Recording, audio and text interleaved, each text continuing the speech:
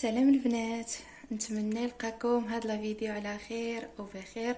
واخيرا رجعت شاركت معكم فيديو جديد مره اخرى بعد مده طويله او لا غيبه طويله نظرا لبعض الظروف. وما نكذبش عليكم، عجزت بزاف حتى على التصوير. شجعوني غير البنات، رجعي صوري معنا. المهم ان شاء الله هذا النهار انا قررت انني غنشارك معكم هاد الكيكه. كيف ما شفتوا في الاول غنشارك معكم كيكه ديال المول العجيب. بالنسبه للمقادير ديال هاد الكيكه، مقادير اللي بساطين ديال مقادير ديال الكيكه. وفقط هنا عندي 2 بيضات، عندي نص كاس ديال زيت نباتيه، عندي نص كاس ديال السكر سنيده، كاس ديال الحليب، 2 خمارات من فئه 8 غرام، في المجموع 16 غرام. عندي هنا ساشي ديال لافاني، عندي هنايا قبيصه ديال الملحه لتوازن الذوق، وهنايا عندي 2 كيسان ديال الدقيق. بالنسبه للدقيق نقدر نزيد، نقدر يجيني هو هذاك. يلا دابا البنات غادي ندوز ان شاء الله باش نحضر معكم الكيكه هي الاولى. يلا خليكم معايا.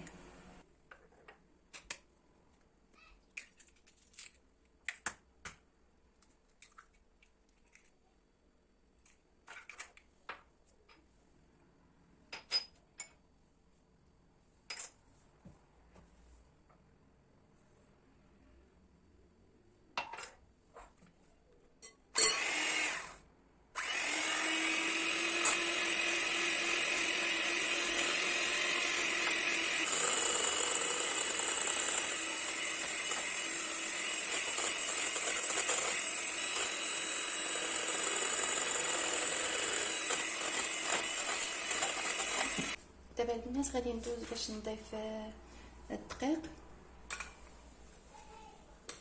الكاس الاول غنضيف الكاس الثاني وغادي نغربل.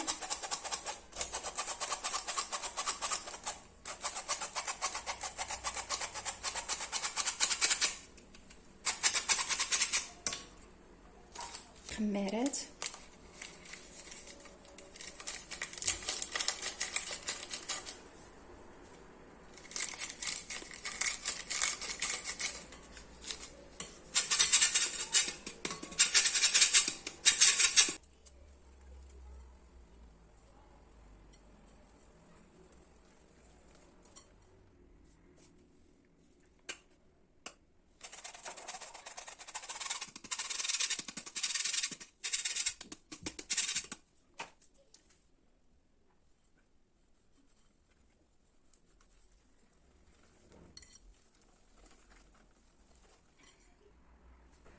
هانتوما البنات كيف ما كتشوفوا القوام ديال الخليط ديال الكيكه هو هذا قوام عادي ديال الكيكه. بالنسبه للدقيق راه زدت لي تقريبا 2 كيسان اونص.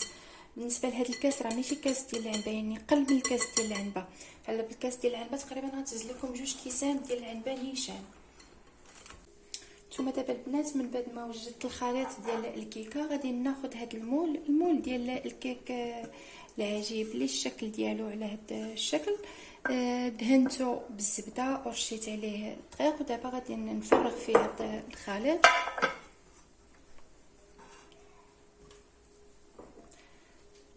بالنسبه لهذا المول راه صراحه راه صدق الله عمر هذا، يعني راه ديجا حضرت فيه الكيك. راه كنت حطيت لكم شورت على الكيك اللي حضرت فيه.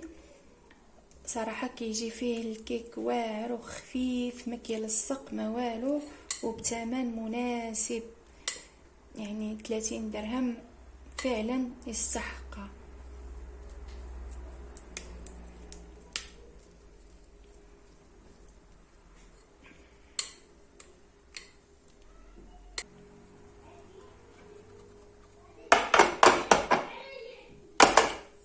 ودابا غادي ندخل الكيك للفرن من بعد ما نطيب. غادي نخرجو، خليكم معايا.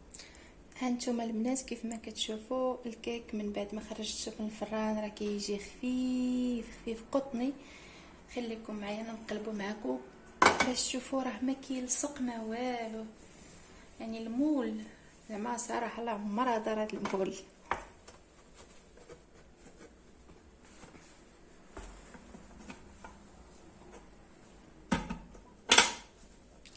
باقي سخون المول.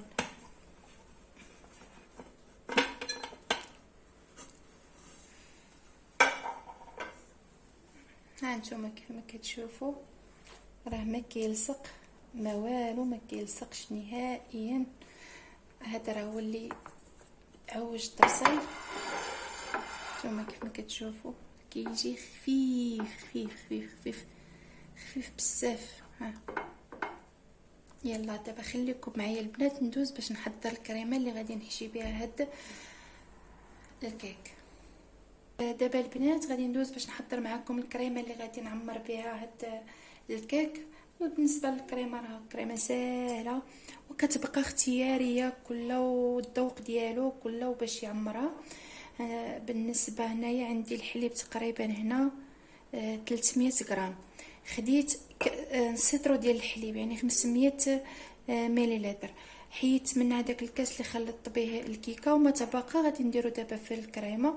هنا عندي تقريبا 2 معالق كبار ديال السكر سنيده، هنا 2 معالق كبار ديال كريم باتيسير، وعندي هنايا دانون ديال لافاني، وعندي هنايا 2 ساشيات ديال لافاني. غناخد هاد الكسرونه نضع فيها الحليب،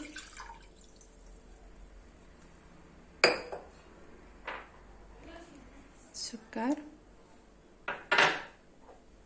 مايزينا،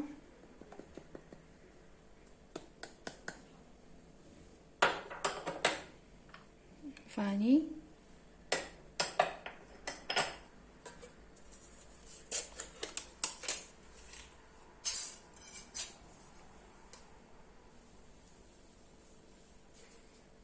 والمره غنحل دانون القعامر ودانون ديال لا طالع الفوق.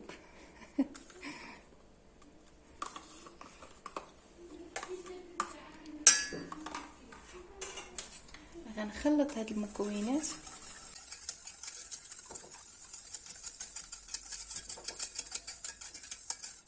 ومن بعد دابا غادي نحطهم فوق البوطه حتى تعقد ليا الكريمه ونرجع معكم.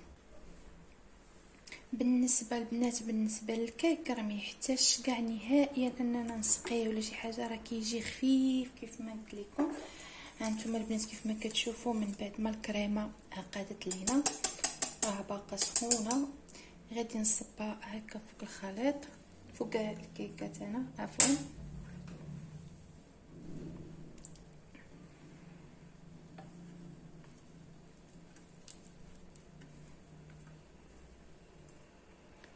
بالنسبه لهاد الكريمه ممكن ديروا كريمه ديال الشوكولا او لا كريمه ديال السيترون.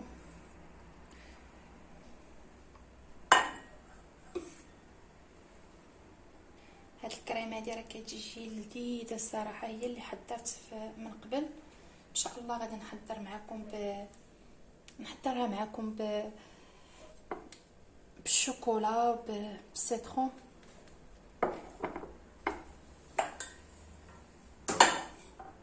وهذا كيكون هو الشكل النهائي ديال الكيكه من بعد ما وجدتها وزينتها بهاد الكريمه اللي كتجي لذيذه. صدقوني غير جربوها راه كتجي لذيذه، والقوام ديال الكيك كيجي خفيف. دابا غندخلها للثلاجه حتى تبرد وتشد راسها مزيان عاد ناكلوها. بالنسبه للفيديو ديال هذا النهار الى عجبكم ما تنساونيش بلي لايك وما تنساونيش بالتعاليق ديالكم باش تشجعوني نرجع تاني نعطيكم اكثر واكثر. نتمنى تفاعلوا معايا كيف ما من قبل. شكرا والى الملتقى.